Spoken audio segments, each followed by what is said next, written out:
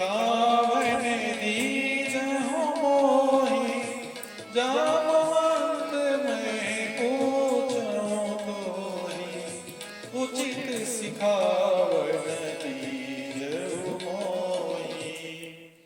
जागे रघु जागे दशानन के आध्यात्मिक भाषा में मोह कहा गया है। मोह मौली 10 कंधर, अर्थात जो मोह के बल में राजा मूर्तिमान मोह है, तो प्रजा भी वैसी सभी मोहग्रस्त हो चुके हैं। लंका में शव मोह के बस में आ चुके हैं। अब वह मोह किस तरह से हटेगा, किस तरह से जाएगा? तो तुलसीदास जी ने कहा कि मोह निशा सब शोभन हरा। जागृत तो हर समय काल रहता है। श्री राम ब्रह्म बेला में जागे, आगे की योजना क्या है? मंत्री परिषद की सभा में विचार विमर्श प्रारंभ हुआ। सचिव अर्थात पूछा मत सब सचिव बुलाए।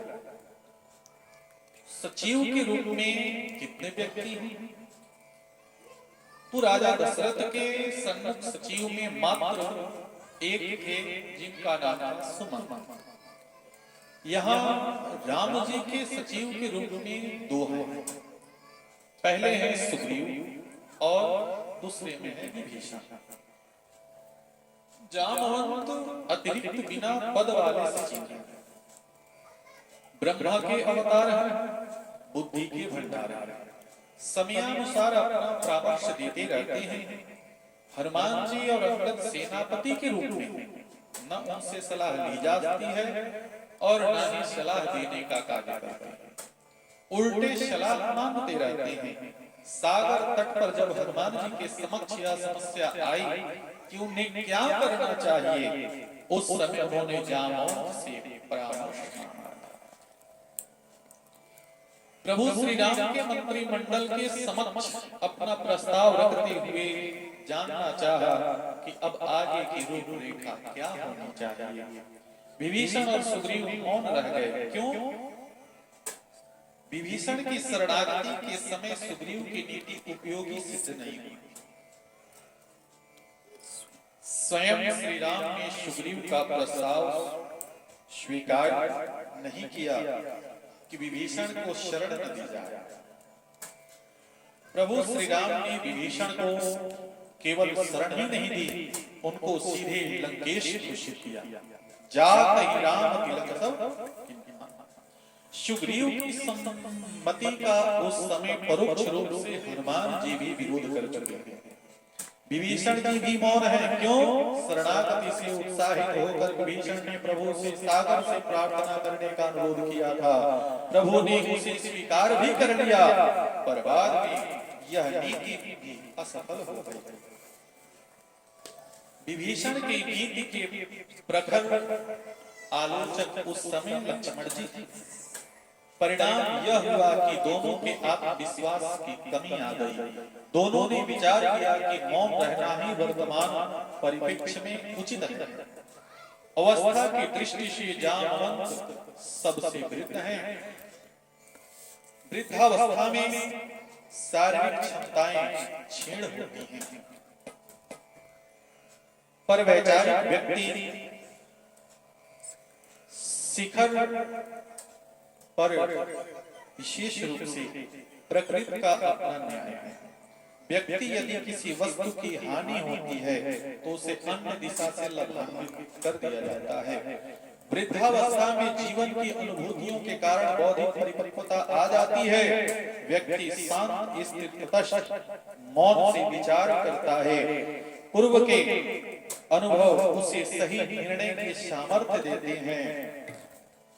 इसीलिए देखा जाता है कि मंत्रणा का कार्य प्राय वृद्ध लोग ही करते हैं। उनके निर्णय प्राय सही समाधान भी देते हैं। जब किसी ने अपना मत व्यक्त नहीं किया, तब जामवंत ने अपना मत यानी कि मंत्र प्रस्तुत करते हुए कहा कि मंत्र कहाओं की मति अनुसारा दूत पठाई बाली कुमारा। हे प्रभु, जामवंत के मंत्र को सभी सर्वसम्मति से स्वीकार कर लिया और स्वयं विभीषण के मंत्र के बहुमत से नहीं स्वीकार हुए थे। इस बार सभी को जामवंत का मंत्र समयानुकूल लगा। जामवंत ने अंगद के नाम का प्रस्ताव क्यों किया? जामवंत को सीता अन्वेषण की प्रथम यात्रा का स्मरण हो गया। अंगद की आत्मग्लानि और पश्चाताप की भावना से भी परिचित है। समूह के नेता होने के कारण मनोवैज्ञानिक दृष्टि से अंगद को अपने अकेलेपन का एहसास हो रहा है। उसका कारण भी स्पष्ट था। बाली सुग्रीव के संघर्ष में सभी सुग्रीव के पक्ष में थे। वर्तमान में परिवर्तित परिस्थितियों में सब एक साथ भले ही कार्य कर रहे हैं, पर मानसिक दूरी या मनोमालिन्यता कहीं न कहीं विद्यमान है। बुद्धिमान जामवंत चाहते हैं कि अंगद की इस आत्मग्लानि हीनता की भावना को यथाशीघ्र दूर कर दिया जाए। जो गौरव पवन सुत को पूर्व में मिल चुका है, इस बार वैसा ही श्रेय सम्मान बाली तनय को मिलना चाहिए। अंगद को दूत के रूप में भेजने का एक अन्य कारण भी था। पूर्व में हनुमान जी लंका जा चुके हैं। यदि पुनः हनुमान जी ही दूत बन करके जाते तो रावण और उसकी सेना पर यही प्रभाव पड़ता कि प्रभु श्री राम की सेना में और कोई योग्य उपयुक्त वीर नहीं है। तभी बार बार एक ही व्यक्ति को भेजा जा रहा है। राजनीति के दृष्टि से भी अंगद उपयुक्त पात्र सिद्ध हो सकते हैं। रावण और बाली में पहले संघर्ष होता है, बाद में संधि और मित्रता हो जाती है। रावण बाली से पराजित हो चुका है। अंगद यदि दूत बन करके जाएंगे तो मित्रता का आधार लेकर उसे उचित परामर्श देंगे और हो सकता है मित्र का पुत्र होने के कारण रावण की सलाह मान ले। जामवंत का मंत्र सभी भी एक मत से स्वीकार कर लिया कि युद्ध से पूर्व अंगद को दूत बना करके भेजना चाहिए। मंत्र कहो